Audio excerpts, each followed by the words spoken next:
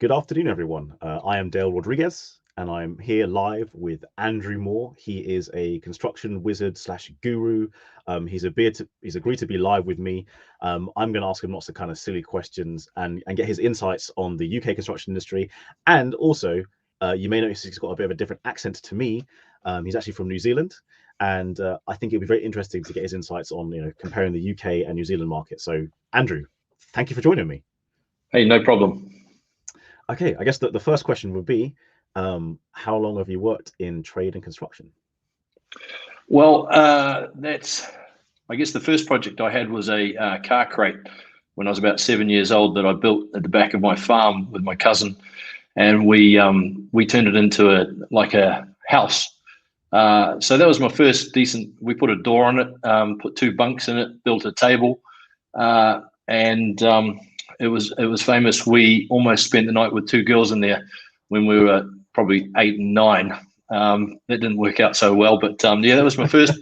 That was my first project, and ever since then, I've kind of, just been tinkering around with building things. Developed quite a few different properties over the years, and just really enjoy actually building things. I think it's great fun. Seeing what you've done at the end of the day is quite a satisfying thing to do. Cool. Do you mind if I ask you a kind of a daft question, right? And so for someone who's not particularly au fait with the industry, trade and construction, why is it trade and construction? Is there a difference between trade and construction? Yeah, it's kind of a good question. We struggle. In New Zealand, they call things slightly different. They just use different names than they do in the UK. And I guess down under, and I guess in Australia too, they call tradespeople tradies. And I don't really understand or know where that's come from, apart from it's just those people working in a trade, I guess. And in the UK, there's quite often people saying that they do construction. Well, they're probably tradespeople as well. So I don't know, Dale. It's a bit of a hard one. We get some stick from people saying, "Oh, we're not tradies in the UK. We're tradespeople and we work in construction." So we're trying to figure out what language to use that's going to attract the right sort of people, I guess. So is it kind of like one of those almost PC wordages, like it depends on who you're speaking to and who might or may not take offense to the terminology?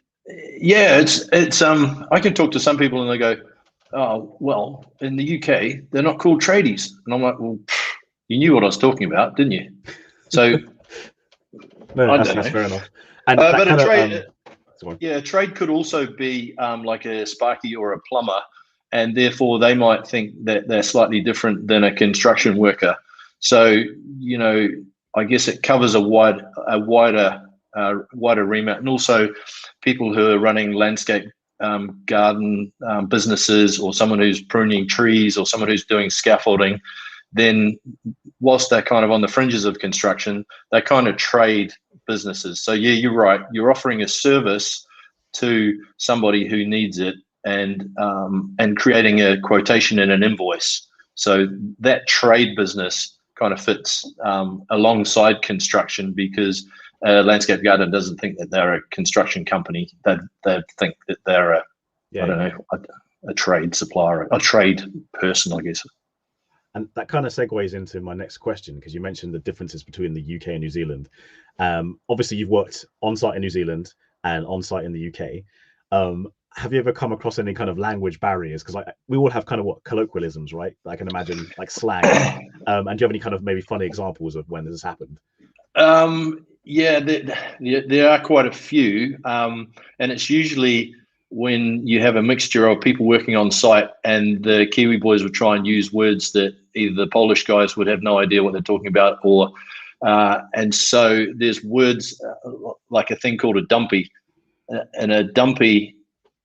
Yeah, that's exactly right. Most people go, "What the hell are you talking about?" So a dumpy in New Zealand, and I think in Australia too, is a level, like a laser level. Right. And whereas in the UK, I don't really know if they have a word for it other than laser level. So yeah, dumpy's quite a good one. Smoko smoko is a break that you have at I don't know, mid-morning or late afternoon, and I don't really think that that's a word used in the UK, but we're a smoko down under. And I was doing my best to educate the UK building site, so we'd always have smoko. And someone would yell out from the bottom of the site, "Smoko!" It's like, okay, everybody knew what was happening. Is it linked to smoking, or is it just a New I Zealand guess, Maori word? yeah. No, I guess at some point it probably was meant that you could go and have a cigarette. Yeah. Okay. I guess. What are the, apart from the language barriers and different terminologies, what are the kind of glaring differences you found in the New Zealand trade sector and the UK trade sector? Probably in the last, let's go 10, 15 years, because I can go back further than that. Right. Yeah. Okay, so New Zealand was kind of developed as a bit of a pioneering kind of, it's not that old. The country's not really been there for very long at all. And what you find with Kiwis and probably Australians as well is that they have this ability to think that they know how to do everything. And sometimes they do, but they would never admit that they don't. So what happens is you get people who do multiple different things, kind of half well, if you like, but good enough. So there's a saying in New Zealand, she'll be right, mate. And she'll be right, mate means kind of, yeah, it's all right. Come on, just hurry up, get on with the next thing. Whereas in the UK, you can bust a building project, for instance, down into so many different component parts that, you have people who are just putting the steel together that goes in the concrete. Then you've got people who are putting the concrete down. Then you've got people who are erecting the steel structure. You've got people who are then doing the construction in terms of cladding. There could be separate. So you have all these lots and lots of different trades that are coming in, and they only do their specialism on that site. So that's really different. New Zealand tends to kind of wrap more things together. Not that, you still have a builder and a plumber and an electrician and a roofer, but here you just have much greater segmentation, I guess. Do you think that is better or worse, or it's just literally just a different thing because of a different nationality? Yeah, well, I've come from the world of actually just get on and do it. And in some ways, things like plastering, for instance, in the UK, the plastering is just amazing. It's just, that's a skill set in itself. And plasterers just do it such a fantastic job. Whereas in New Zealand, I think they kind of struggle because it's some decorator. Okay, they do have jib fixers and the rest of it. But I think in some ways, having the specialists to come in and do it is actually, you can get a better job. The only issue you get really is coordinating those sub-trades, because you have to be very aware of what's actually happening next. Whereas if you have those guys on site, then you can roll a project forward and it can go faster. So there's more coordination with all the sub-trades, but I think probably you do get a better job. That's cool. And I'm glad you mentioned sub-trades and kind of compartmentalization, because that leads me to my next question, which is about, some of the pitfalls of the construction industry. So like, I don't know, I mentioned this before, but I did a little bit of construction and trades work during lockdown. It's not my forte. I'm not particularly good with my hands, but man's got to work, and it was a pandemic. One of the things I learned is that construction and trade is very difficult to monitor how well the business is doing there and then, potentially because of the limitations of technology or by the nature of the work. Again, would you say there's a difference between how that's done in New Zealand compared to the UK, or is it like a more of a global issue where just by the very nature of the work, it's very hard to kind of measure and monitor how things are going? Yeah, well, there's two sides to it, really. One is that you have this progress on site that usually the client is able to see. So there'll be a big push to keep the site tidy and safe and clean. And actually moving the building project forward in a visual way is almost the most important thing for a construction business, so that the client's happy. And it's almost secondary to getting the invoice and getting the costs and getting all those things tidied up. If you ask, I would say 95% of building companies, what they do is we build buildings and we renovate houses and we make places for people to live. And the idea that they do that to make a profit is kind of secondary. So the emphasis has never really been on the financial side of it, I don't believe. It's more on the actual product. And so many companies have got no idea of the financial position they're actually in until they submit their accounts at the end of the year. And if you talk to them about profitability, it's almost like a byproduct, because they think that they've done a good job, and so therefore if they've done a good job, they should be making money off the back of it. And unfortunately, that's just not the case. As it's really, really difficult to make good margins in construction when you have so many different variables and you're not in control of every single thing. So yeah, New Zealand suffers the same as the UK in regard to that. It's just that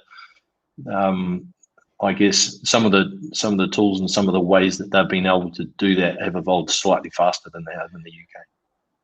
And I guess my next question is not geographically specific, but more based on your experience. So, as you probably know, 10 years ago, cloud accounting / bookkeeping became a thing, right? Xero, QuickBooks, to some extent Sage, and MYOB, they're another player, threw a rock, I don't know, into the industry, into the pebble, and it created waves. Presumably you remember a time when no such things existed, and it'd be interesting to get your opinion on how they've changed the dynamics of kind of jobs and how contractors and tradespeople work. That was a very long question. Yeah. No, it's a good question. Well, I think that the accounting revolution, if you want to call it that, meant that instead of someone having to sit in my office in my house and process a lot of the paperwork that was being generated just through each one of the individual jobs, then all of a sudden the accountant was able to sit in their office, and it didn't really matter where they were. And this idea that they could virtually see what was going on in my business without having to log into some individual server, that revolution has probably had more impact in the accounting world currently than it has at the front end of any construction business. So it's only just, 10 years ago, someone said, right, turn off your Sage and we've got this new thing called Xero. Well, that's probably only been 6 years, maybe in my experience anyway, that's happened in the UK. But there's still, I don't think there's too many construction companies in the sort of 5 to 50 person bracket who would really be able to tell you the difference between Sage and Xero. They know that their accountant's pushing them to move to Xero, and they're thinking, oh, why is that? Must be easier to use for the accountant. And the accountant has very good reasons to push them that way because they can process a hell of a lot more. But I don't really think that the front end user is having a significant benefit from that at this point. And I moved from Sage to Xero as well. And okay, I can reconcile my my costs as they're coming in on my phone, but that was work I was never really doing before. Someone else was doing it for me. So I just sit there with 20 or 30 transactions, reconcile them, and it just goes into a world where my accountant takes over. I don't know. Interesting. So you went from not doing your bookkeeping to doing your bookkeeping when you switched to a cloud platform?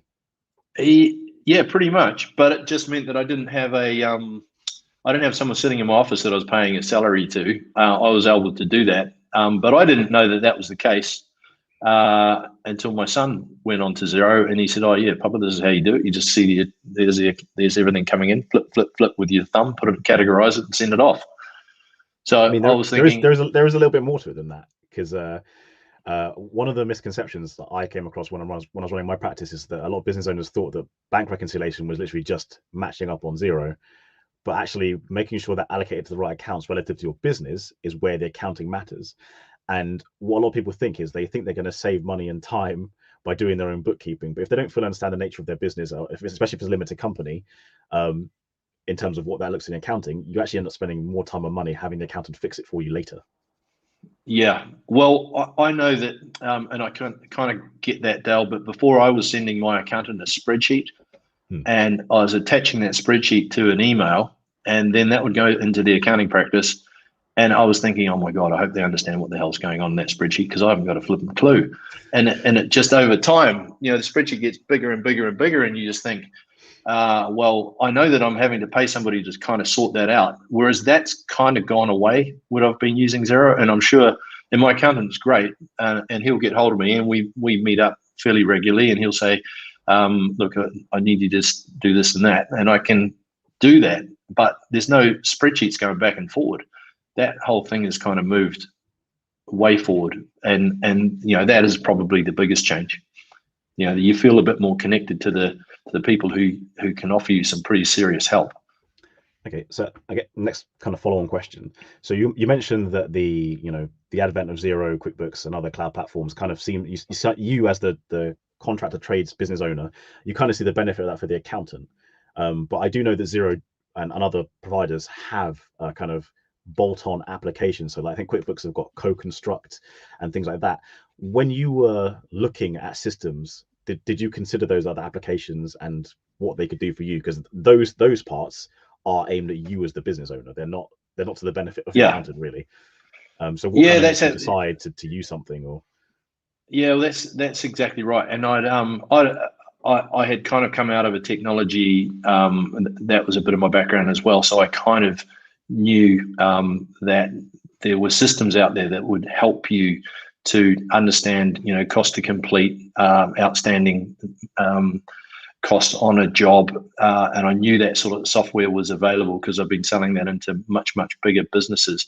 And I went into the Xero, it was called the marketplace at that point, and then did a search on sort of, I was calling it job management, I guess. And you kind of look at some of the things that come to the top of the pile, and it was project. It was called Xero Projects, and it's like a bolt-on to Xero, and I thought, right, great, I'll use that. That would be, and then I kind of figured out that when you start a job, you actually start with an estimate, and that's got nothing to do with the accounting system, because that prospective client is not even registered within Xero, because they don't have to exist there, because you've not paid them, and you've not done any business with them. So Xero is a full finance system. It's not anywhere to store prospective client information. So it doesn't really, I want to have my estimate, because that's where I've started the work, and that's how I'm going to do the job. And I need to convert that estimate into an actual job, and then start collecting my costs against that job. Whereas Xero isn't. And so it just didn't really have that concept. Well, I couldn't find it easily. Maybe it does, but I didn't have I couldn't find the way that it actually managed an estimate. And some of those estimates obviously don't turn into you don't win every job. You might win 1 and 2 or 1 and 3. So a lot of your work, a lot of effort that you put into running a business is actually the pre-construction work, not what you actually are doing on a day-to-day basis. So if you're producing quotes, then the faster that you can produce those quotes, the more, the better quality those quotes are, and the easier and faster you can distribute them back to your clients.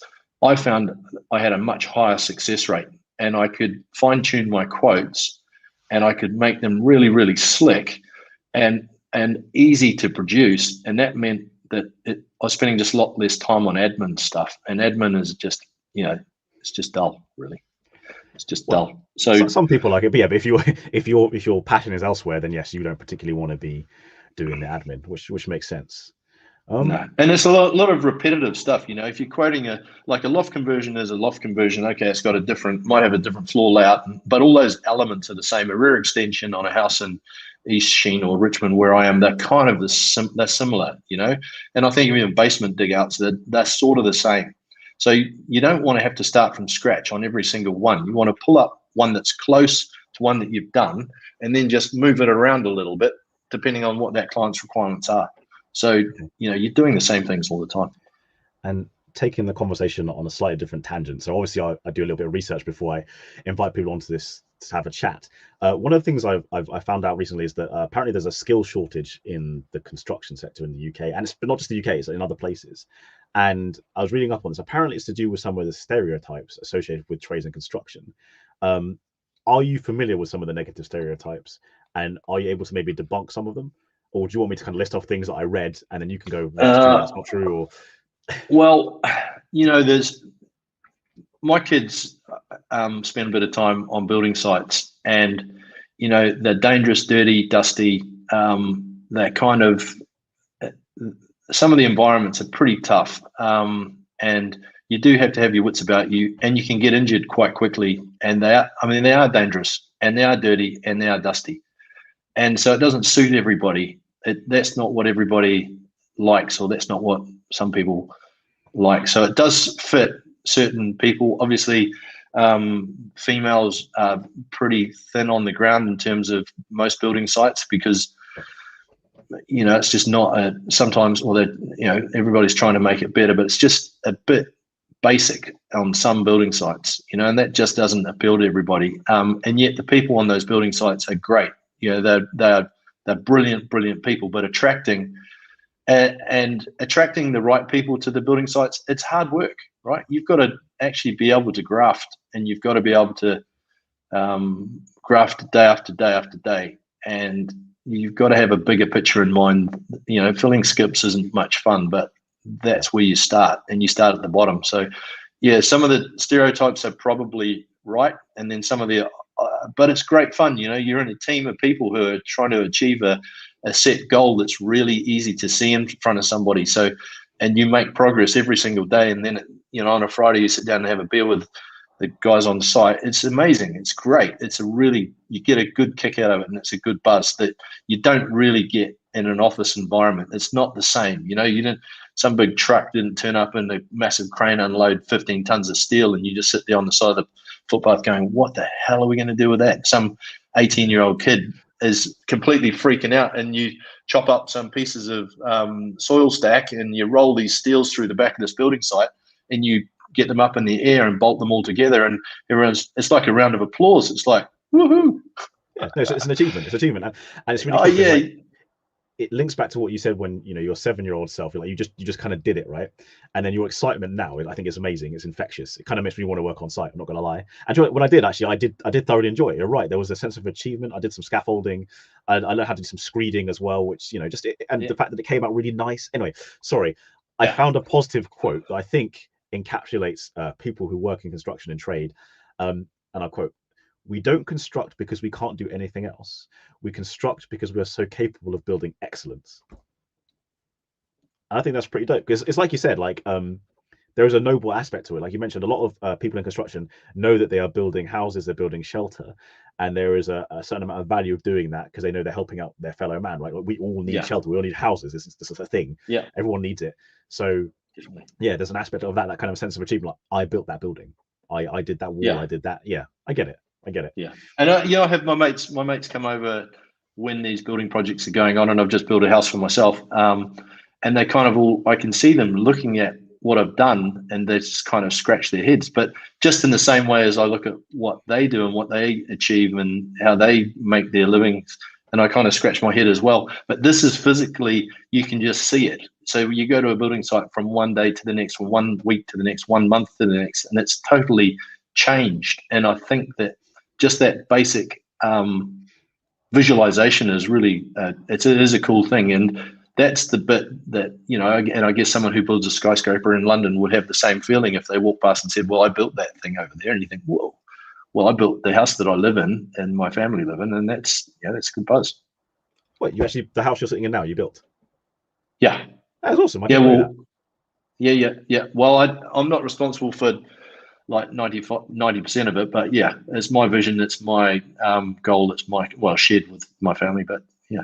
No, that is awesome. That is really cool. Yeah, no, it's good. It's good. Okay, another left field question from me. All right, the brand Makita, why is it so big? Is it just a good quality? Basically, because as someone who's never worked in trades, right? Like when I got to I go to B&Q, I'd buy whatever was there.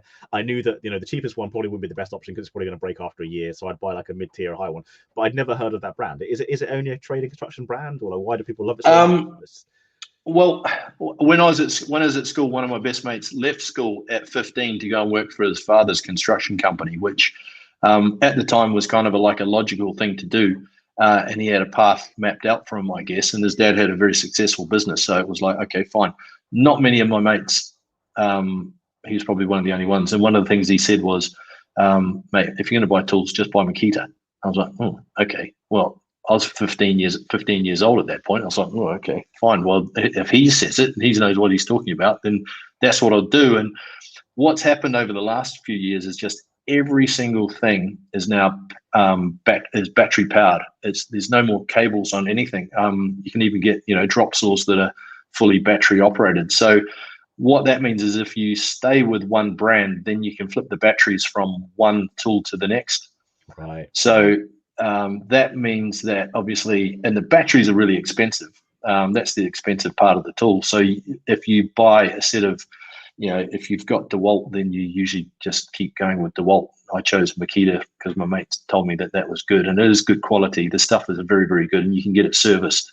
So there's a great place. I drop all my gear off to a place out in Hounslow, and they fix it, and the service is very good. And I've got other tools. Festal's another one that's really, really good, but super, super expensive. So I don't know, mate. You just kind of, you get comfortable with what you're getting, and then you stay with that. And as you can see in the background, that's a coffee machine. Could you bring that closer? Because I know we talked about it a little bit before, because obviously we make sure everything goes live smoothly. So 10 minutes before our chat, and I did not know they make coffee machines. Like, that's incredible. No, it's well, it's a bit of it's not to say it's a gimmick, because when you go on a building site, if I was going to make coffee for everyone out of that thing, I'd be there for an hour and a half because it's pretty slow. But the coffee comes out, it's pretty thick and pretty dark. So Well, but I can also imagine, like, so I know that some construction brands, they make things like radios, right? Because obviously you need that kind of hard wearing, dust proofing. So I'm assuming you'll get less dust in your coffee if you use a Makita coffee brewer. Yeah. Oh, just so we're clear, also, I need to say this: I'm not sponsoring or endorsed by like Makita in any way, shape, or form. It's literally just something that came up in conversation. No, but we could be. That'd be a good idea. We could be. We should. Yeah. We'll ask them. Like, hey, I doubt it. I doubt it. It's just two guys chatting on LinkedIn. So, yeah. Do you have any advice for anyone who would be looking to start up in trades and construction, like this stage in history, as it were? Yeah, I'd just say go for it. There's the cool thing about running your own business is so it can be a little bit scary at the start, and there's lots and lots of things to learn. So the faster that you get onto it, the better. The most important thing that you do is just look after the people who work for you, because construction has this idea that people go around ripping people off. Well, that's not correct at all. What happens is that some people who employ people maybe are a little bit harder. So in my experience, the people I've employed have been absolutely fantastic, and I would look after them more than any client that I've ever had. They're the most important. They're the most important thing. So yeah, get yourself well organized, understand what you're going to do, look after the people who work for you, and they'll keep working for you, and just do a great job. And it is good fun, and there's so much opportunity. At the moment, houses are getting converted because people are working from home. So there are lots of home renovations. Garden sheds are turning into offices. So you don't have to go into some massive big building project to go into construction. You can just start off small and quietly just build up a reputation and a name and just do a great job. And that's fun. It's good fun. Where would someone go to start? Let's say it's me, for example, not particularly good with my hands, done some DIY. Like, what would I just find another contracting company and say, hey, can I come work for you and do some skip work, like you said, or how would that go?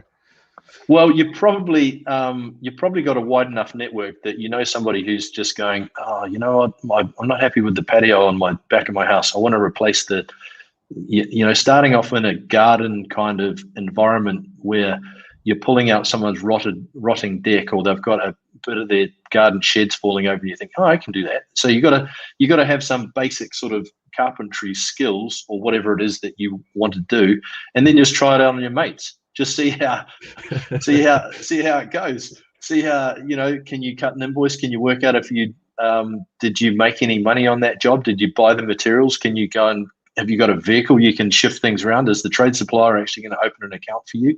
There's all these little things that are small, and then your mate will give you a bit of a hard time about it, or maybe they'll help you out, and then they'll say, oh, Dale did quite a good job. Guess what? He's down the pub and he'll have a talk to one of his mates, and before you know it, your phone rings and they'll go, hey, Dale, I understand you're pretty good at renovating decks. And you'll go, yeah.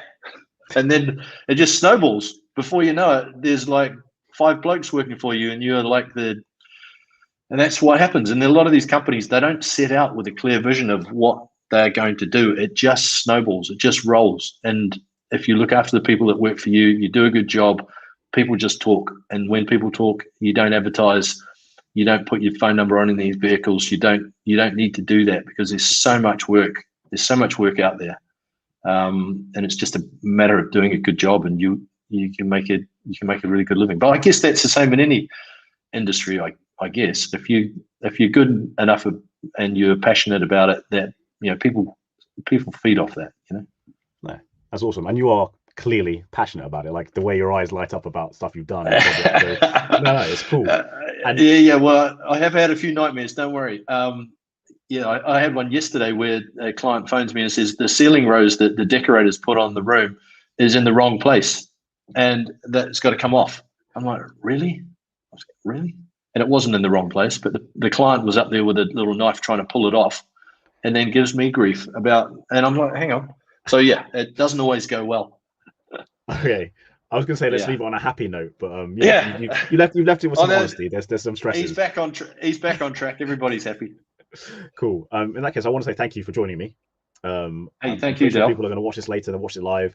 Hopefully they've got some insights from this. If you have any questions from Andrew, he is on LinkedIn as well. Connect with him. He's a really cool guy. He's also very, very funny. He's been very reserved on this LinkedIn live, by the way. He's usually a lot funnier. Appreciate it, man. Thank you for your time. No problem. And I have, if there's that £5 that I found in Waitrose, if that's it, if you know who owns that, just let me know and I'll send it to you. Put in the post, yeah? Okay. Yeah, always. All right. Cheers, Dale. Cheers. Take it easy. Thanks. Bye. See ya.